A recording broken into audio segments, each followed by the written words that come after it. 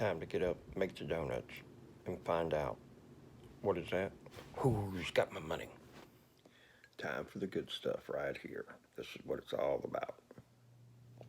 Hey there, we're on our second cup, and I got a bunch of stuff here. We're doing estimates. We're gonna find out a good piece of information, and I'm sure you already know, because I'm trying to find out who's got my money. So right now we got some rain going on, so the dump trailers really aren't doing anything this week. And most of the time when that happens, the roofing crews, they're kind of transitional, seasonal. So for the most part, a bunch of them are going to be going back home, visiting their family and everything like that. But otherwise, we got a few crews that are still here, but they're not going to be doing much. And I've got a couple mailboxes that I got to put up at one location for a customer. We are back on job out at the country club, rebuilding that house, trying to get that thing wrapped up so those people can be fully moved in. So, number of things that are going on. Carla got a decent sized tile job wrapped up in a day and a half, so that was a good thing.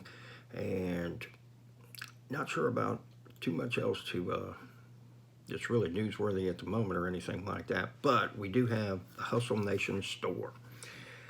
If you would, check it out, take a look. The link is in the description along with my email. If you need me for anything, more than welcome to send an email. If you're asking legal questions or whatnot, I'm always going to tell you, seek the advice of legal counsel, because I am not an attorney, and the way that I do it might not be the right way for you to do it. And an attorney on your side, if you're going into business, doing anything, is absolutely critical. And I always highly suggest in establishing a relationship with one that you can get to access on a fairly quick basis, in the sense that, you know, you've got their cell number, you got them on speed dial, or when you do call, they take your call, okay? And the thing about it is that you got to realize is that when people are professional and they have professional lives, and you're calling them to ask them basically questions that amount to how do you take out the trash or something like that, eventually they're going to roll their eyes every time your number comes up on caller ID. So once you do have that relationship, use it sparingly, okay? And remember, they're trying to do a job just the same as you. I understand your question is extremely important, but it might only be extremely important to you. So try to keep other people in perspective as far as, hey, where do I fit in this whole equation and everything like that.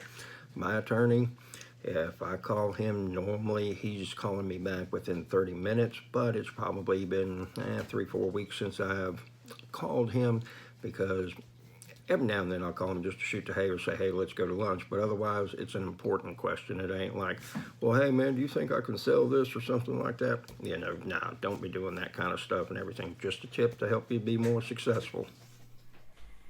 So, what's going on, everybody? I've been catching up on estimates and doing paperwork this morning, trying to get things out, because there's some changes that I need to make so that I can find who's got my money even quicker. One of those is that when I go and do an estimate, and I'm the world's worst at pushing that thing off as long as possible, then I forget things, I lose information, you know, the list goes on and on. And so what I'm doing is that when I go and do an estimate, it is 72 hours, and that customer will have that estimate in front of them. No longer are we waiting or doing anything of that nature, we're just making it happen.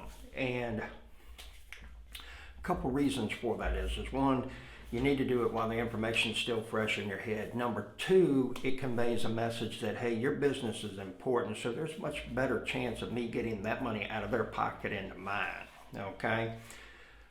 No matter how you want to slice it or anything of that nature, okay? Here's the thing. If you make people feel important, there's a lot better chance of them doing business with you. People do business with people they like. It's our job to figure out what it is that makes them feel important, okay? I've had people that have sold a job to a customer that I spoke with that I was lower in price and would have done a better job. Our standards are just a little bit higher than theirs. It is, okay? However, that customer went with that other person because that person was able to make them feel special. Okay? And that's something that I have a very difficult time with, because I'm like, hey, look, you want to buy it or not? I got to go. Okay? You got to politic. You got to learn how to schmooze. You got to give people the time of day. You got to make them feel important. Sometimes you got to pet them a little bit and everything like that. But hey, man, it's just the way that it is. Okay, if everything was black and white, we'd all be buying out of catalog and never going and talking with a salesperson. And maybe that's the way that the world's going. However, people still like to feel important. They still like that interaction. They still like to feel that, hey, you know, my dollar does make a difference in everything, and your dollar makes a difference in my pocket. So I'm going to make you feel special as best as possible. Again, being honest with yourself as far as, these are my strengths, these are my weaknesses. I already know what my weaknesses are, you know, and it is something that I have to stay conscious of on a daily basis. So be productive, be profitable, figure out who's got your money, and have yourself a wonderful day.